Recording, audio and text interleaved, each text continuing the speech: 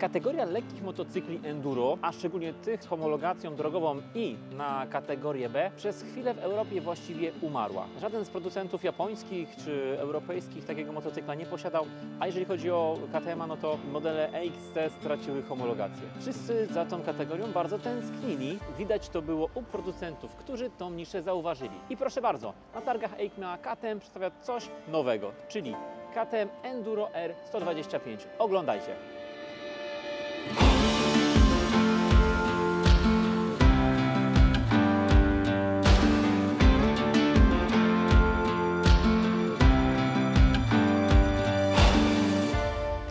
Co z tym KTM-em? Wiele osób myślało, że już można na nim postawić krzyżyk, że marka praktycznie została zaorana, zakopana. I proszę bardzo, mamy 2025 rok, a właściwie końcówkę 2025 roku i mamy reaktywację. KTM oczywiście przy bardzo mocnym wsparciu Bajaja, swojego indyjskiego współwłaściciela, odżywa. I w końcu dostarcza do salonów swoje nowe motocykle, swoje premiery, swoje nowe modele, na które czekaliśmy praktycznie cały rok. I coś, na co bardzo długo czekaliśmy, czyli lekkie enduro pojemności 125 na kategorię B z pełną homologacją drogową. Tak się przedstawia najnowsza 125 ze stajni KTM-a. Oczywiście jest to maszyna, która w dużym stopniu bazuje na swoim odpowiedniku również indyjskiej produkcji, czyli na KTM-ie Duke'u 125. Jeżeli chodzi o serducho, czyli silnik, te dwa pojazdy zasilane są identyczną jednostką napędową, czyli pojemność 124 cm3, oczywiście DOHC, 4 zawory na cylinder chłodzony cieczą, pełna moc dopuszczona przez przepisy europejskie na kategorię B, czyli 15 koni mechanicznych oraz 11,5 N momentu obrotowego. Skrzynia oczywiście 6-biegowa i sprzęgło antyhoppingowe, więc wszystko, co właściwie w Duke'u jest, zostało do tej konstrukcji wrzucone. Co dalej? Jeżeli chodzi o ramę, rama również bazuje na modelu Duke 125 oraz Duke 390. Natomiast subframe został tutaj przekonstruowany, został zmieniony dla potrzeb motocykla enduro, czyli kratownicowa rama stalowa została i mamy dołączany również stalowy rurowy subframe, który przy jakiejś sytuacji crashowej czy przy jakimś przepołowanym kole albo jakiejś wywrotce w lesie możemy wymienić. Nie jest to element stały ramy, który by powodował powiedzmy szkodę całkowitą, więc ten element został zmieniony. Tak jak w modelu Duke mamy tutaj taki aluminiowy dołączany element, tutaj jest to stalowa część ramy rurowej. Idąc dalej, KTM 125 otrzymał nowy wahacz. Nie jest to wahacz taki jak w Duke'u, jest to wahacz odrobinę dłuższy, taki jak stosowany jest w odpowiednikach 390 w wersji Adventure, w nowych wersjach X oraz w wersji R. Więc jest to całkowicie nowa konstrukcja wahacza, która od tego roku w tych wszystkich 390 Adventure będzie zastosowana. Wpływa to na pewno na dużo lepszą pracę tego motocykla w ciężkich warunkach, dużo lepsze współpracowanie z zawieszeniem i oczywiście jest to główna różnica między Duke'em a właśnie wersją Enduro R. Co do zawieszenia. Zawieszenie w tym motocyklu to znany z KTM-a WP. Jeżeli chodzi o przód, jest to Apex.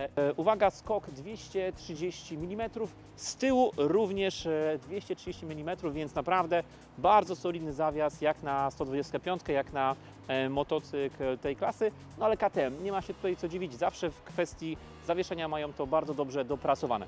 I tutaj uwaga, ciekawostka, coś czego my nie byliśmy świadomi, ponieważ we wszystkich folderach, we wszystkich informacjach co do zawieszenia przedniego nie ma 125 regulacji. Natomiast zwróćcie sobie uwagę, że do nas trafiła 125, która taką regulację posiada. Posiada dobicie, jak i odbicie, więc tutaj mamy WP, takie, które jest montowane w 390, więc pytanie, czy KTM za swoje grzechy, za swoje, że tak powiem, przeciągnięcie sezonu, za właściwie skreślony sezon 2025 dorzuca do tego motocykla świetny zawias w pełni regulowany, czy może jest to zwykła pomyłka? Nie wiem, na pewno na plus dla nowych użytkowników tego modelu. Rewelacja.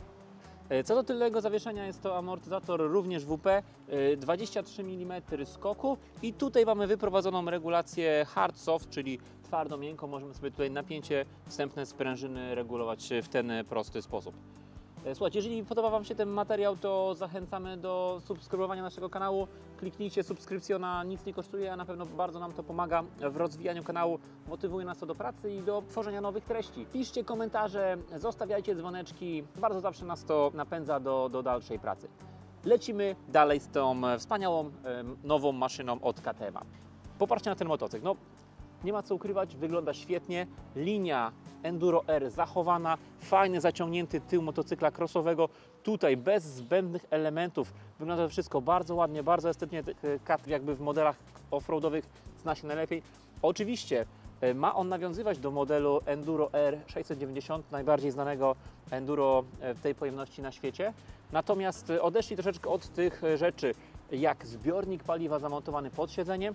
Mamy teraz zbiornik paliwa ulokowany z przodu, przed kierownicą. Jest to stalowy zbiornik o pojemności 9 litrów, więc tutaj pewna różnica co do modelu 690, jak również układ wydechowy, który był poprowadzony w 690 wysoko tutaj i wychodził nam z tyłu.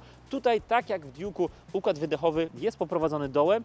Jest to oczywiście fajna rzecz z uwagi na nisko osadzony środek ciężkości. Wiadomo, w przypadku jazdy enduro przelatywanie przez jakby nierówności, przez kłody, przez kamienie może w dużym stopniu zagrażać bezpieczeństwu tego układu wydechowego.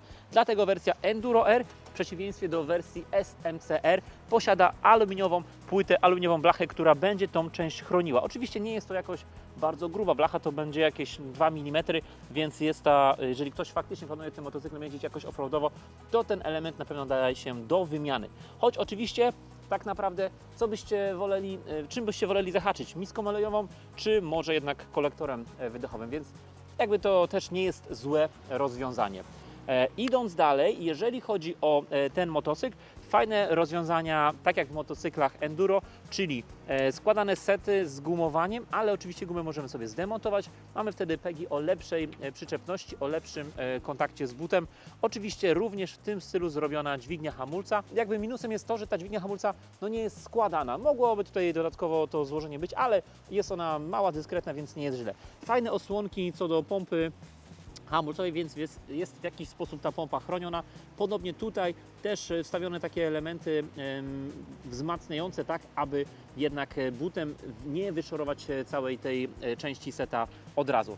Pompa wystaje, więc będzie to pierwszy kontakt z butem, dlatego też duża osłona. Rama dzięki temu powinna troszkę, że tak powiem, być bardziej chroniona. Tutaj te plastiki jak w krosówce, rewelacja, świetnie to wygląda. Składa się ten element z jednego jakby kawałka plastiku, zakończony takimi 2 czarnymi plastyczkami. Nawiązanie w 100% do KTM-a, 100% do swojej linii motocykli crossowych, więc świetnie.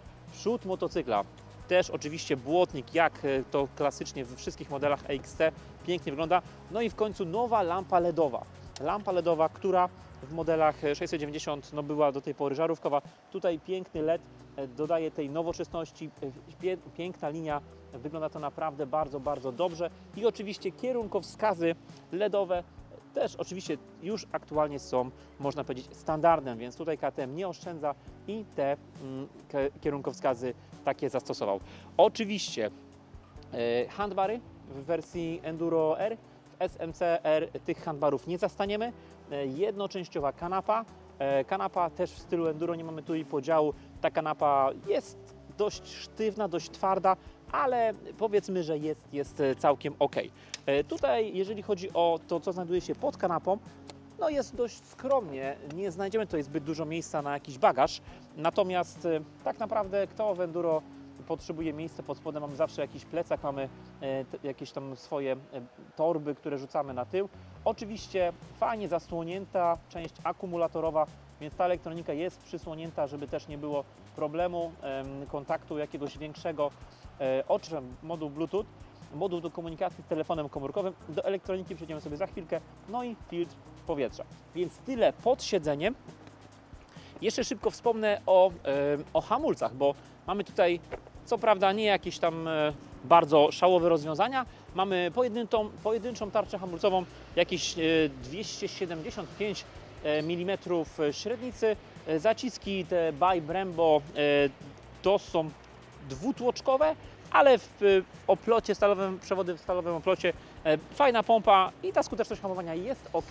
Oczywiście, jeżeli chodzi o porównanie z 690, no to 690 również hamuje na jednej tarczy i skuteczność ma bardzo, bardzo dobrą. Słuchajcie, jeżeli chodzi o koła w tym motocyklu, są to opony Mitasa, więc naprawdę jak na Sylwestrę 5 jest bardzo, bardzo przyzwoicie. Początkowo była taka teoria, że miały być tu opony jakiejś indyjskiej firmy MRF, jakaś ich tam produkcja wywodząca się ze skuterów, ale jest tutaj Mitas, więc naprawdę bardzo, bardzo przyzwoicie. MST Multi Service Tire. Opona oczywiście, koła oczywiście szprychowe. Mamy tutaj 18 z tyłu i 21 z przodu, czyli typowy rozmiar kół enduro, oczywiście dętkowe. Przy takiej konstrukcji, przy oponach o takiej wielkości mamy prześwit na poziomie 27 cm, więc robi nam się bardzo fajnie. Kanapa jest na wysokości 89 cm. Kanapa jest dość wąska, dzięki temu fajnie, nie trzeba szeroko rozstawiać nóg. Tak jak w motocyklu enduro, jest tu ogólnie bardzo wąsko i to jest na pewno duży plus. Co do jazdy na stojąco, można na pewno troszeczkę podnieść kierownicę, troszeczkę tak, żeby ta pozycja nie była aż tak bardzo leżąca. Jest optymalnie. Idąc dalej, to co nas tutaj w KTM-ie w tym modelu dość mocno zaskoczyło, to oczywiście elektronika.